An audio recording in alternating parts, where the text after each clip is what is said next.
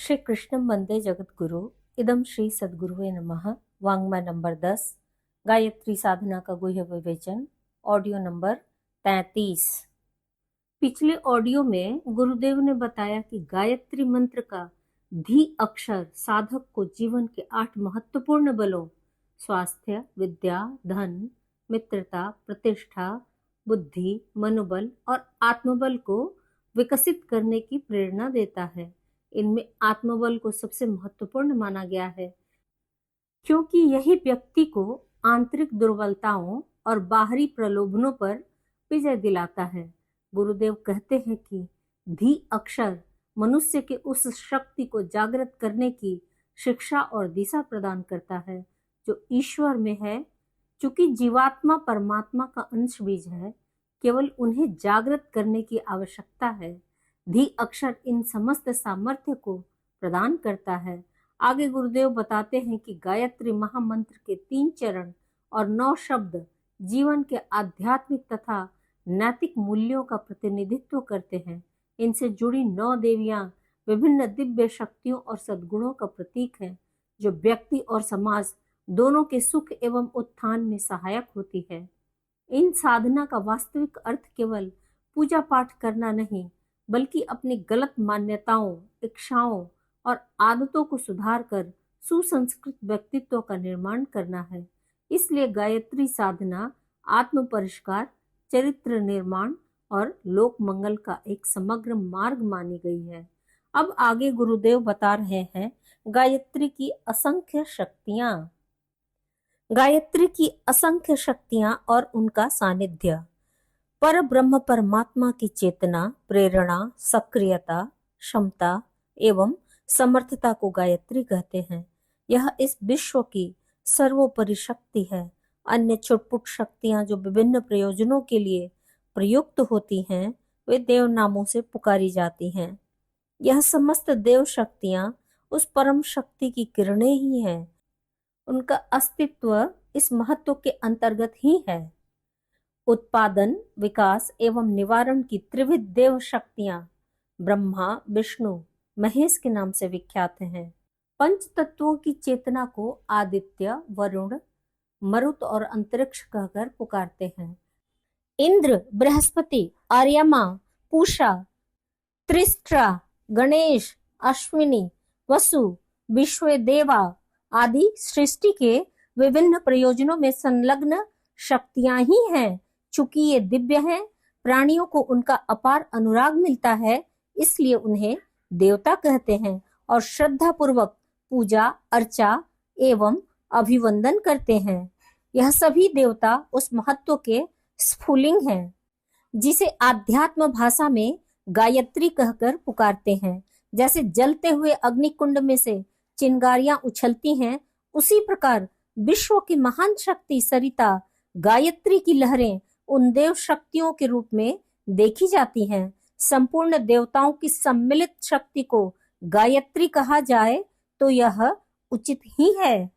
हमें जितना भी कुछ वैभव, उल्लास मिलता है, वह शक्ति के मूल्य ही मिलता है। जिसमें जितनी क्षमता है, वह उतना ही सफल होता है और उतना ही वैभव उपार्जित कर लेता है। इंद्रियों में शक्ति रहने तक ही भोगों को भोगा जा सकता है। ये अशक्त हो जाएं तो आकर्षक से आकर्षक भी उपेक्षणीय और घृणास्पद लगते हैं। नाड़ी संस्थान की क्षमता क्षीण हो जाए तो शरीर का सामान्य क्रियाकलाप भी ठीक तरह नहीं चल पाता। मानसिक शक्ति घट जाने पर मनुष्य की गणना विक्षिप्तों और उपहासास्पदों में होने लगती है। धन शक्ति न रहने पर दर दर का भिखारी बनना पड़ता है। मित्र शक्ति के न रहने पर एकाकी जीवन सर्वथा निरीह और निरर्थक प्रतीत होने लगता है। आत्मबल न होने पर प्रगति के पथ पर एक कदम भी यात्रा नहीं बढ़ती। जीवनोद्देश्य की पूर्ति आत्मबल से रहित व्यक्ति के लिए सर्वथा असंभव ही है। अतएव शक्ति का संपादन भौतिक एवं आध्यात्मिक दोनों क्षेत्रों में सफलता प्राप्त करने के लिए नितांत आवश्यक है। हमें जान ही लेना चाहिए कि भौतिक जगत में जितनी पंचभूतों को प्रभावित करने एवं आध्यात्मिक जगत में जितनी भी विचारात्मक, भावनात्मक तथा संकल्पात्मक शक्तियां हैं, उन सब का मूल उद्गम एवं असीम भंडागार वह महत्व ही है जिसे गायत्री नाम से भी संबोधित किया जाता है। इस भंडागार में जितने ही गहरे उतरा जाए उतनी ही बहुमूल्य रत्न राशि उपलब्ध होने की संभावना बढ़ती चली जाती है। विश्व के आत्मोत्कर्ष इतिहास पर दृष्टिपात करने से यही प्रतीत होता है कि चरित्र को उज्जवल एवं विचारों को उत्कृष्ट रखने के अतिरिक्त हमारे इसी सीढ़ी पर चढ़ते हुए वे देव पुरुषों में गिने जाने योग्य स्थिति प्राप्त कर सके थे। देवदूतों, अवतारों, गृहस्थियों, महिलाओं, साधु, ब्राह्मणों, सिद्ध पुरुषों का ही नहीं, साधारण सद्गृहस्थों का उपास्य भी गायत्री ही रही है और अवलंबन के आधार पर न केवल आत्म कल्याण का श्रेय साधन किया है, वरन भौतिक सुख संपदाओं की सांसारिक आवश्यकताओं को भी आवश्यक मात्रा में उपलब्ध किया है। संसार में अनेक देवताओं के रूप में जो अनेक शक्तियां दृष्टिगोचर हो रही हैं, जिनकी सहायता से हमारा जीवन धारण, पोषण, अभिवर्धन एवं श्रेय साधन हो रहा है, वे गायत्री महाशक्ति के अंतर्गत आती हैं। उसे यूं भी कहा जा सकता है कि वे गायत्री स्वरूप ही है। विश्वव्यापी जल तत्व, नदी, सरोवरों, कूप, तालाबों, जलाशयों, हिमशृंगों, समुद्र और बादलों में विभिन्न रूप, स्वाद और स्थिति में दिखाई पड़ता है। उसी प्रकार एक गायत्री महातत्व अगणित देव शक्तियों के रूप में ही जाना जा सकता है। शास्त्र कहता है, नारायणोपनिषद में कहा गया है, आदित्य देवा गंधर्वा मनुष्या पितरो सुराः तेषां सर्वभूतानां माता मेदिनी माता मही सावित्री गायत्री जगत्युवी पृथ्वी बहुला विद्या भूधा। अर्थात देव, गंधर्व, मनुष्य, पितर, असुर, इनका मूल कारण अदिति अविनाशी तत्व है। यह अदिति सब भूतों की माता मेदिनी और माता मही है। उसी विशाल गायत्री के गर्भ में विश्व के संपूर्ण प्राणी निवास करते हैं। शिव पुराण वायु संहिता के 6ठे अध्याय में बताया गया है, शक्ति स्वभावकी तस्य विद्या विश्व विलक्षणा एकनेक स्वरूपेण भाति भानौरिव प्रभा अनंताः शक्तिथस्तस्य इच्छा ज्ञानं क्रियादयः इच्छा शक्ति महेशस्य नित्या कार्य नियामिका ज्ञान शक्तिस्तु तत्कार्य कारणं करण तथा प्रयोजनं च त्वमेवं बुद्धिरूपाध्यवश्येति यथेप्सितं क्रियाशक्तिर यथाध्यवसितं जयत कल्पयत्यखिलं कार्य षडात् संकल्प रूपिणी। अर्थात विश्व लक्षण वाली विद्या उस पर ब्रह्म की स्वाभाविक शक्ति है। वह सूर्य की प्रभा की तरह एक ही अनेक रूपों में प्रकट होती है। इच्छा, मान, क्रिया आदि उसकी अनंत शक्तियां हैं। यही दैवी शक्तियां संसार के समस्त कार्यों का नियंत्रण करती हैं। उसी की शक्ति ही कार्य और कारण के रूप में काम करती है और वही अपनी संकल्प शक्ति से अनादिकाल से इसका संचालन करती आई है।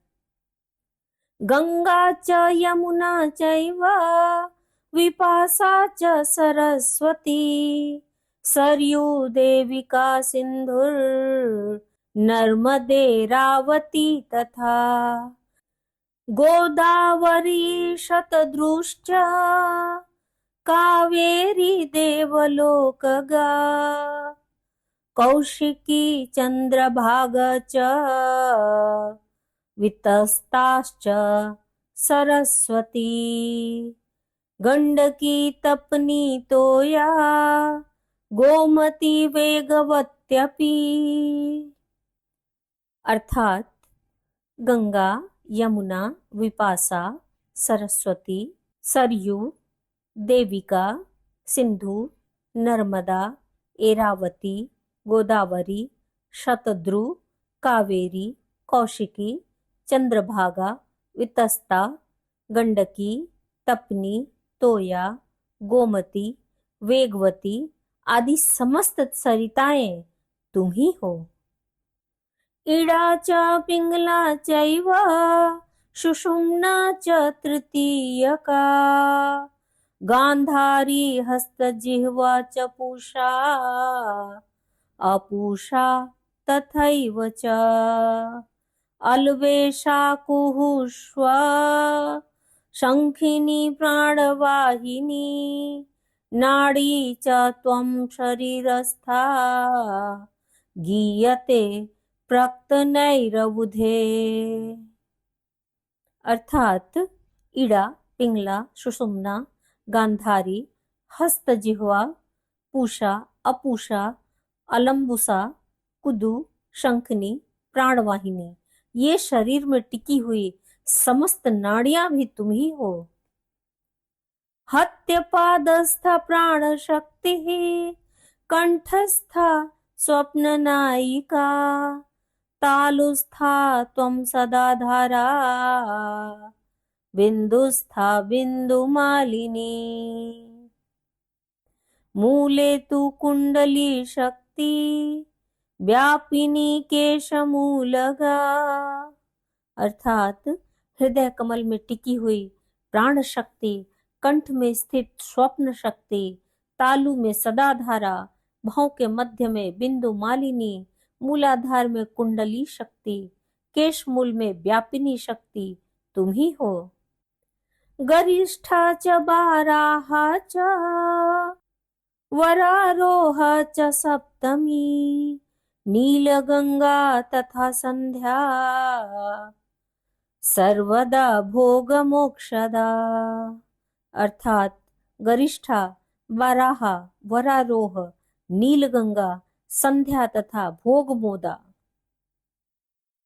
हंसस्था गरुड़ारूढ़ा, तथा वृषभ वाहिनी, ऋग्वेदाध्यापिनी भूमौ, दृश्यते ता तपस्विभिः।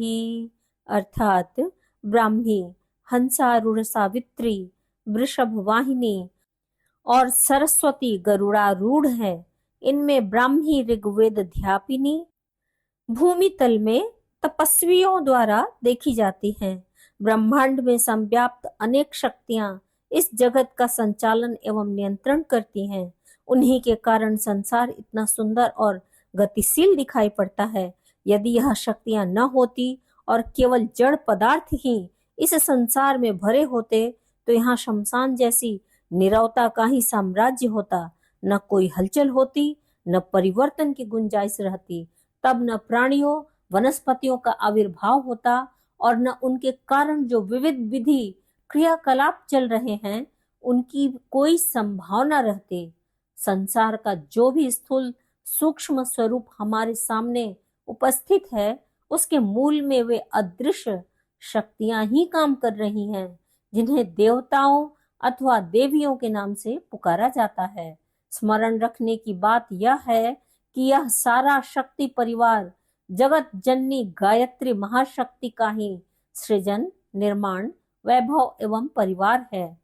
हम गायत्री महाशक्ति को अपने में जितना ही धारण करते हैं उतना ही वह अधिकार प्राप्त हो जाता है, जिससे विश्वव्यापी शक्ति श्रृंखला के साथ अपना संबंध स्थापित कर सके, उन्हें अभिष्ट प्रयोजनों के लिए प्रयुक्त कर सके। यह क्षमता जिन्हें उपलब्ध हो जाती है वे सिद्ध पुरुष कहलाते हैं। सामान्य पुरुषों को इन शक्तियों के आधिपत्य में रहना पड़ता है। वे परिस्थितियों के दास रहते हैं, पर जिन्हें शक्तियों से संबंध बनाने एवं उन्हें मोड़ने का अधिकार मिल जाता है वे परिस्थितियों को अपने अनुकूल बना लेते हैं। इस अनुकूलता के आधार पर वे अपना और असंख्य दूसरों का भला कर सकते हैं। शक्ति रूपा गायत्री के बारे में शास्त्र याज्ञवल्क संहिता में कहा गया है, भ्रजते दीप्यते यस्माज जगद्दन्ते हरित्यपि कालाग्निरूपमास्थाय सप्तार्चीह सप्तरश्मिभिः। अर्थात जिस तेज के प्रताप से यह जगत शोभित, वर्धित एवं सचेतन होकर अंत में समाप्त हो जाता है, वही सप्तार्ची तथा सप्त रश्मि युक्त सत्ता काल रूपी अग्नि की भांति रूप धारण करती है। त्वमेव संध्या गायत्री सावित्री च सरस्वती ब्राह्मी च वैष्णवी रौद्री रक्ता श्वेता सितेतरा। अर्थात संध्या, गायत्री, सावित्री, सरस्वती, ब्राह्मी, वैष्णवी, रौद्र, रक्त श्वेता, कृष्ण तुम ही हो। तत्परा पराशक्ति परमा त्वं हि गीयसे इच्छा शक्ति क्रिया शक्तिरा ज्ञान शक्ति स्त्र शक्तिदा। अर्थात तुम ही परमा शक्ति कही जाती हो, इच्छा शक्ति और ज्ञान शक्ति भी तुम ही हो। रुद्रलोकं गता त्वं हि विष्णुलोक निवासिनी त्वमेव ब्रह्मणो लोके अमर्त्यानुग्रहकारिणी। अर्थात सावित्री रुद्रलोक में, सरस्वती विष्णुलोक में और ब्राह्मी ब्रह्मलोक में विराजमान रहती हैं। ये सब प्राणियों पर कृपा करने वाली हैं। मानव शरीरों में अनेक शक्तियां हैं, उसके मस्तिष्क एवं हृदय में इतनी अद्भुत क्षमताएं हैं जिनका कोई पारावार नहीं। देखने में सभी मनुष्य लगभग एक जैसे प्रतीत होते हैं।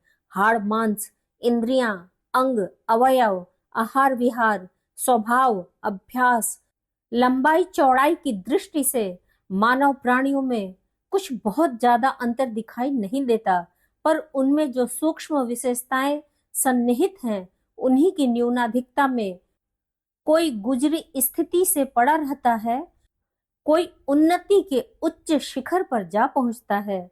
बहुतों को इन क्षमताओं के अभाव में दुख, दारिद्र्य से भरा शोक संतापग्रस्त जीवन जीना पड़ता है। पर जिसमें कुछ विशेषताएं प्रतिभा के रूप में अधिक होती हैं, वे उन उपलब्धियों के कारण अनेक दिशाओं में सफलताएं प्राप्त करते हैं और सुख शांति का लाभ लेते हुए यशस्वी एवं तेजस्वी जीवन व्यतीत करते हैं। इन शक्ति संस्थानों से बढ़कर भी अदृश्य ब्रह्मांड में कुछ देव शक्तियां हैं जो मनुष्य की सत्ता से भी सामर्थ्यवान हैं और उनसे लाभान्वित होने का भी विज्ञान है। भारतीय दर्शन की विशेषता देव शक्तियों का यह वैज्ञानिक अनुसंधान ही रहा है। गायत्री उस विश्वव्यापी चेतना शक्ति भंडार का एक उच्च स्तरीय प्रवाह है। उस प्रवाह के साथ जिन व्यक्तियों ने अपने आप को जोड़ लिया, वे अपनी पात्रता के अनुसार अभीष्ट तत्व प्राप्त कर लेते हैं। लघु आत्मा अपनी छोटी सी चेतना में विभु परमात्मा को महान चेतना शक्ति का प्रवाह अपने अंदर धारण करने का जो प्रयत्न करता है, उसे उपासना कहते हैं।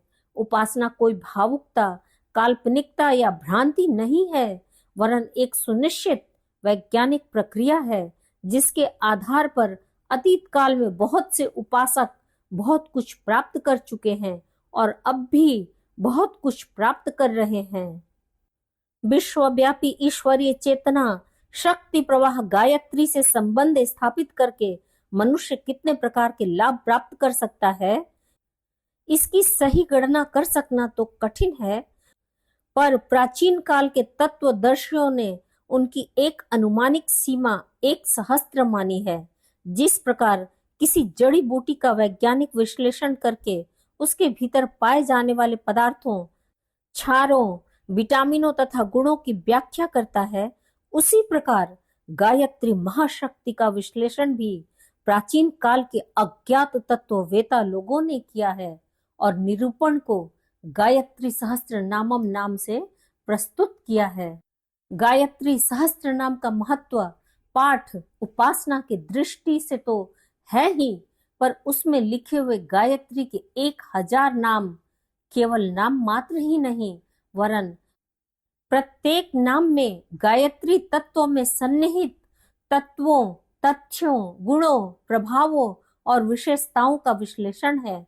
उन 1000 से प्रत्येक नाम पर यदि हम ध्यान दें तो यह पता चलेगा कि गायत्री की कितनी बड़ी महत्ता है और उसके अंतर्गत तथ्यों का उपयोग हम अपनी किन आवश्यकताओं की पूर्ति के लिए कर सकते हैं।